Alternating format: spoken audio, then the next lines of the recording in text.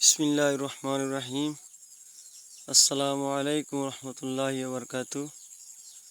এই মুহূর্তে শুরু করতেছি একটি ভিডিও, যে ভিডিওটির পরিচয় হচ্ছে সিলেট জেলার অন্তর্গত গোয়েনঘাট থানার ৬ নম্বর ফতেপুর ইউনিয়ন সংলগ্ন ঐতিহ্যবাহী দারুল হাদিস আল মাদ্রাসাতুল রহমানিয়া লিল বানাত দারুল হাদিস মাদ্রাসা। এই মাদ্রাসার একটি ভিডিও করতেছি। এটা হচ্ছে রাস্তা। এই রাস্তাটি এদিকে ওসমানী বিমানবন্দর সংলগ্ন থেকে গুলনি চা বাগান গিয়েছে। এই রাস্তার পাশ দিয়ে এই মাদ্রাসার শুরু হচ্ছে রাস্তা। এই রাস্তা দিয়েই হচ্ছে দারুল হাদিস রহমানিয়া মহিলা মাদ্রাসা। এই মাদ্রাসায় দীর্ঘদিন যাবৎ সুনামধন্য শিক্ষক জনাব হজরতুল আল্লাম হজরত মাওলানা ফখরুল ইসলাম দামাত বরকাতুম রহমতুল্লাহি তাআলা আলাইহি, যিনি অত্যন্ত অক্লান্ত পরিশ্রম করে এই দ্বীনি মাদ্রাসার খেদমত করে আসতেছেন। এই মাদ্রাসার একটি ভিডিও করতেছি। আপনারা প্রবাসী ভাইদের কাছে আমাদের আকুল আবেদন থাকবে, আপনারা এই দ্বীনি প্রতিষ্ঠান, এটা হচ্ছে একটা মহিলা প্রতিষ্ঠান, যে মহিলারা হচ্ছে আমাদের ভবিষ্যৎ কাণ্ডারি। এই মহিলাদের মাধ্যম থেকে আমরা ছেলে সন্তান নেক সন্তান পেয়ে থাকি। আমাদের মহিলারা হচ্ছে ছেলে সন্তানের কারখানা, যাদেরকে বলা হয়। আমরা ওদের কাছ থেকে ভালো সুফল ভালো ফসল পাওয়ার আশাবাদ করি। এই মাদ্রাসায় দীর্ঘদিন যাবৎ হুজুর লেখাপড়া করে আসতেছেন এবং বিনা টাকায় অক্লান্ত পরিশ্রম করে এই মাদ্রাসাকে আজকে অনেক এগিয়ে নিয়েছেন এবং অত্যন্ত একটি সুন্দর বাগান, বেহেশতের বাগান হিসেবে উনি পরিণত করেছেন ওনার অক্লান্ত পরিশ্রমে, যেটা আমাদের ভাগ্যে জুটেছে। আমাদের গোয়েনঘাট থানার মধ্যে এরকম মাদ্রাসা নেই। এই হচ্ছে একটা প্রথম মহিলা মাদ্রাসা। এটার দুটি ভবন রয়েছে এবং আরও ভবনের প্রয়োজন রয়েছে। বিদায় আপনাদের কাছে আমরা ভিডিও করে দিতেছি। আমরা আশা করি আপনারা এই ভিডিওটি দেখে আমাদেরকে আপনারা সার্বিক সহযোগিতা করবেন। আমরা এটা 100 ভাগ আশা করি আপনাদের মাঝ থেকে। ওনার এই যে কারেন্টও রয়েছে মাদ্রাসায়, তার পরিপ্রেক্ষিতে সূর্য বিদ্যুৎও উনি মাদ্রাসায় স্থাপন করেছেন। বিদায় আপনারা যদি আমাদেরকে আপনাদের সহানুভূতি দিয়ে আমাদেরকে একটু মেহনত করেন, আমাদেরকে একটু দয়া করেন, আমাদেরকে একটু আপনাদের নেক হাতগুলা সার্বিক সহযোগিতা করেন, তাহলে উনি এই মাদ্রাসাকে আরও এগিয়ে নিয়ে যেতে পারবেন। এবং হতে পারে এই মাদ্রাসা আপনারা যে দান খয়রাত করবেন, এই দান খয়রাত আপনার বেহেশতে গিয়ে দেখবেন আল্লাহ রাব্বুল আলামিন আপনার জন্য বেহেশতি বাড়ি বালাখানা বানায় রাখছেন। এরকম অনেক নজিরবিহীন ঘটনা রয়েছে, কোরআন শরীফের মধ্যে আছে, বুখারী শরীফের মধ্যে আছে। তাই আমরা ভিডিও করে দিচ্ছি। মাদ্রাসার অনেক কাজ অসম্পূর্ণ রয়েছে। মহিলারা আসিয়া বাথরুম করতে পারে নাই। এই বাথরুমটা হচ্ছে মানসম্মত পরিবেশ মতো নয়। এই যে দরজা ভাঙ্গা, এবং এই মাদ্রাসার যে ভবন রয়েছে, এই ভবনের মাঠের মধ্যে অনেক বৃক্ষ রোপণ করেছেন উনি। এই বৃক্ষগুলা আরও কিছুদিন পরে ইনশাআল্লাহ তাআলা অনেক টাকার মাল হবে।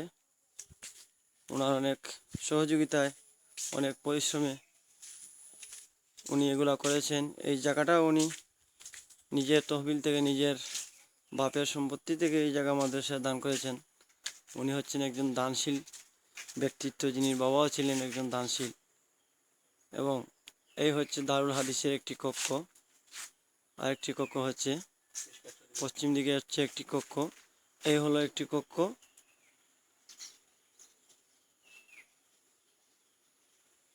এই হচ্ছে একটি কক্ষ, আর এটা হচ্ছে আরেকটি কক্ষ, যেটা উনি নতুন হিসাবে তৈরি করেছেন। আপনাদের সার্বিক সহযোগিতায় উনি এসব করতে পেরেছেন। আপনারা অনেক সাহায্য সহযোগিতা করেছেন এবং ভবিষ্যতেও করবেন, এই আশা নিয়ে, বুক ভরা আশা নিয়ে, আল্লাহর নাম নিয়ে আপনাদের কাছে ভিডিওটি পাঠাইতেছি।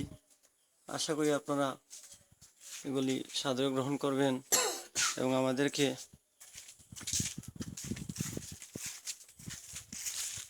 একটি সুন্দর উপহার দিবেন। এটা আমরা আশা করি। এই জায়গা হচ্ছে মাদ্রাসার জায়গা।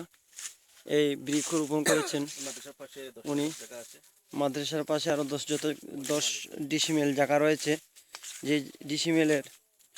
যে ডিসিমেলের দাম হচ্ছে অনেক। প্রতি ডিসিমেলের দাম হবে অন্তত পক্ষে 1 লাখ টাকা। এত দামি জায়গা উনি মাদ্রাসায় দান করেছেন। এদিকে হচ্ছে বিমানবন্দরের রাস্তা।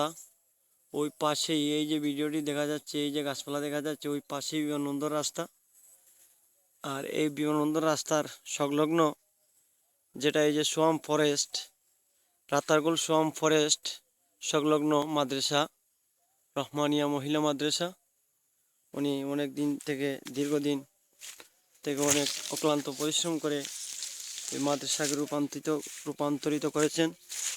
বিদায় আপনারা আমাদেরকে আরও হেল্প করবেন, সাহায্য করবেন, সহযোগিতা করবেন। একদিন হয়ে যেতে পারে এখানে একটি বেহেশতের বাগান হয়ে যেতে পারে ইনশাআল্লাহ। আপনারা আমাদেরকে যেভাবে সাহায্য সহযোগিতা করিতেছেন আরও করবেন। এই হচ্ছে দারুল হাদিসের কিতাব ফান্ড। একটি বক্স আছে, এখানে রয়েছে বুখারী শরীফ, মাদ্রাসার হুজুরদের বসার একটি স্থান। এই যে রয়েছে বুখারী শরীফ, কোরআন শরীফ রয়েছে এখানে, আরও অনেক কিতাবাদি রয়েছে।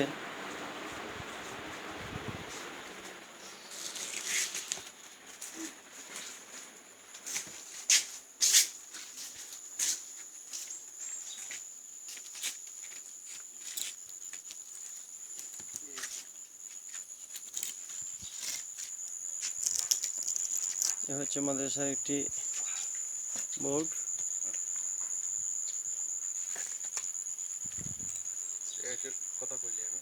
জি, আপনি বলেন।